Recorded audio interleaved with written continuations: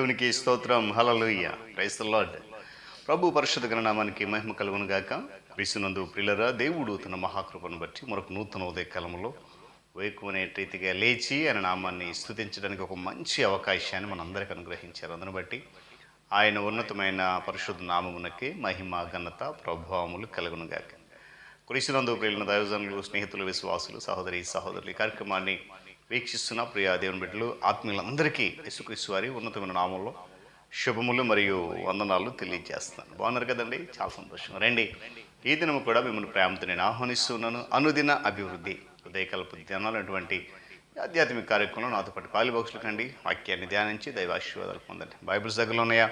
తెరచి చూడండి. లేని పక్షాన్ని చదివే మాట విని గ్రహించి వాక్యతనంలో పాలిబాక్స్లు కమ్మని మనం చేస్తూ నేటి దిన ధ్యానవాక్యంగా మీకా గ్రంథము 2వ అధ్యాయము 13వ వచనం నుండి ఒక మాటను నేను చదువుతా ఉన్నాను. ప్రాకారములు పడగొట్టువాడు వారికి ముందుగా పోవును, వారి రాజు వారికి ముందుగా నడుచును, యెహోవా వారికి నాయకుడుగా ఉండును.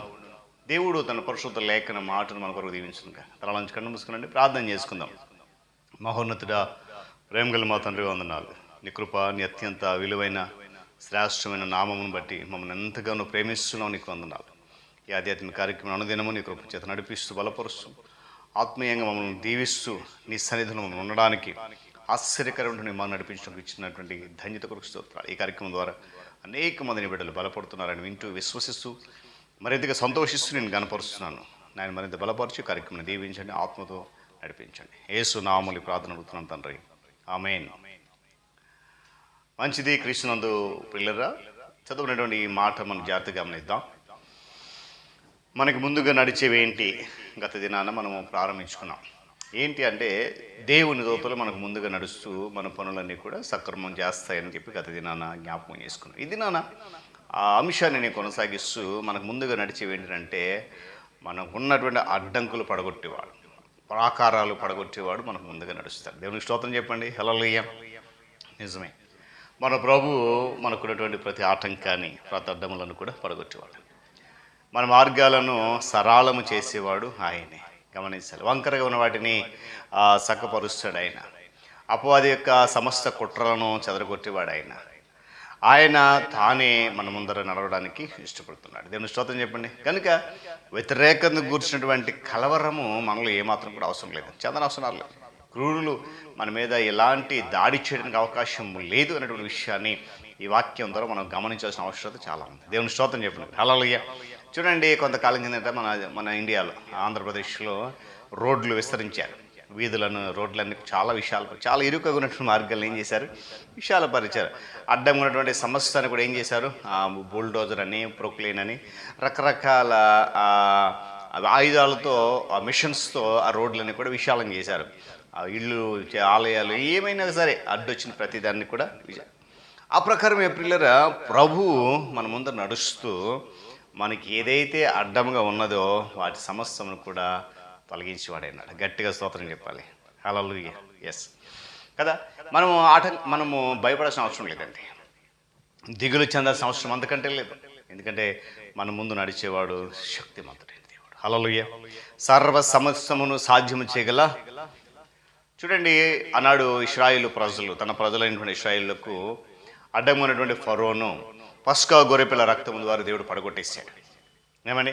ఎవరెవరి ఇంటి గుమ్మం మీద రక్తం పోయేవాడు ఉండిందో అక్కడ మరణం అయితే సంభవించలేదు. కానీ మిగతా వారి ఇంటిలో జ్యేష్ఠులందరూ కూడా సంహరించబడిన తర్వాత భీతి చెందినటువంటి ఫరో ఇశ్రాయేలు ప్రజలను విడిచిపెట్టాడు. రెండవ అడ్డం ఏంటంటే, ఎర్ర సముద్రం అడ్డంగా వచ్చింది. ఇశ్రాయేలు విడిచిపెట్టేశాడు మోషే నాయకత్వంలో. అయితే బయలుదేరి వెళ్తున్నటువంటి ఇశ్రాయేల్ ప్రజలను మరలా మోషే ఏం చేశాడు? వెనక్కి తరుముకు వస్తున్నాడు. ఇశ్రాయేల్ ప్రజలు సాగుతున్నప్పుడు ఎర్ర సముద్రం అడ్డంగా వచ్చింది. పిల్లలు గమనించాలి, మోషే తన చేతి కర్రను ఎత్తుట ద్వారా ఆ ఎర్ర సముద్రం 2 పాయలుగా. పిల్లలు గమనించండి, నేడు మోషే కర్ర దేవుని వాగ్దానాలకు సాదృశ్యంగా ఉంది.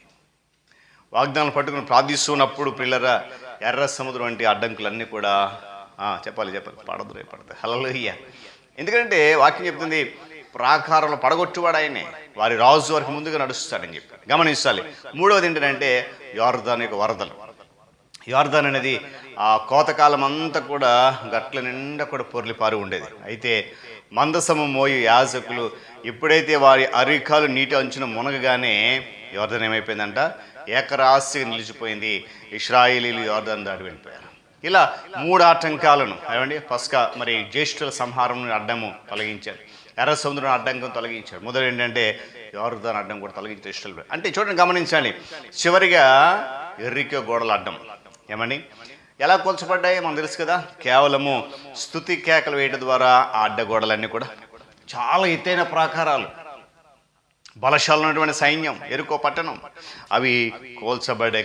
అవును, యాజకులు బోరలు ఊదారు, ప్రజలు కేకలు వేశారు, దేవుడు ప్రాకారాలని కూల్చేశాడు. మన వాక్యం అదే కదా, ప్రాకారాలు పడగొట్టువాడు ఆయన. హల్లెలూయా. మన అడ్డంకులన్నీ తొలగించాడు కనుక నేడు ఈరోజు మనకు అడ్డంగా ఉన్నది ఏంటి? ఏది మనల్ని ఆటంకపరుస్తుంది? దేవుని దగ్గరికి వెళ్లకుండా మన అడ్డమును పడగొట్టేవాడు ప్రభు. గమనించాలి, మన ముందర నడుస్తూ ఉన్నాడు ఆయన. నీకు ఏది అడ్డంగా ఉందో ప్రభు దగ్గర చెప్పు. ఎటువంటి మంత్రశక్తుల ప్రయోగాన్నైనా మీ ఎదుట లేక మన ఎదుట నిలవడానికి అవకాశము లేదు. కారణం, ప్రభు మన ముందు నడుస్తున్నాడు కనుక మన ముందు వచ్చి ప్రతిదీ కూడా సరళం చేయాల్సిందే. హల్లెలూయా. కాబట్టి ఉదయకాల సమయంలో నీకు ఏదైతే అడ్డంగా ఉందో, ఏదైతే ఆటంకంగా ఉందో దేవుని దగ్గర రావడానికి, ఏదైతే నీ విశ్వాసములు బలపడడానికి అడ్డంగా ఉందో, నీ ఆధ్యాత్మిక జీవితాన్ని ఏదైతే అడ్డగిస్తుందో దాన్ని తొలగించాడు ప్రభు కనుక ఆయన పాదాల దగ్గరకు రా, మొరపెట్టు. తప్పకుండా ఈ ఉదయకాల సమయంలో అడ్డంకులను తొలగించేవాడు, నీ ముందర ఉన్నవాడు శక్తిమంతుడైనటువంటి నీ ప్రభు. దేవుడి మాటలు మనకు దీవించును కాక. తలలోంచి కన్ను మూసుకుని ప్రార్థన. ప్రేమ కలిగిన తండ్రి, వందనాలు.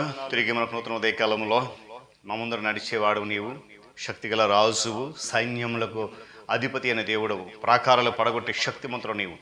అన్నడు ఇశ్రాయేలు ప్రజలను నాయన జ్యేష్ఠుల సంహారం నుండి పడగొట్టావు నా తండ్రి. ఫరో యొక్క ఆ చేతుల నుండి విడిపించావు, ఎర్ర సముద్రం అడ్డంకం తొలగించావు, యోర్దాను అడ్డము తొలగించావు. ఈరోజు మరి అదేవిధంగా ఎరికో అడ్డము తొలగించావు. ఈరోజు మా ముందు ఏదైతే అడ్డంగా ఉందో వాటన్నిటిని తగిలిపెడుతున్నాం.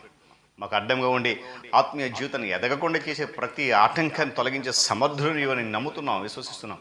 నీ కృపలో నడిపించి ఈ వాక్యం వింటున్న ప్రతి బిడ్డను కూడా ఆత్మీయంగా బలపరిచి ఈ కార్యక్రమం నూరంతా ఫలింపజేసి ఈ కార్యక్రమం ద్వారా మీరే మహిమ ఘనత సమస్త ప్రభావం పొందుకోండి. యేసు నామములో ప్రార్థన అడుగుతున్నాం తండ్రి, ఆమేన్. త్రియేక దేవుని దీవెన, ఆయన సన్నిధి కాపుదల సదాకాలము మనందరికీ తోడుగా ఉండి నడిపించును గాక. ఆమేన్.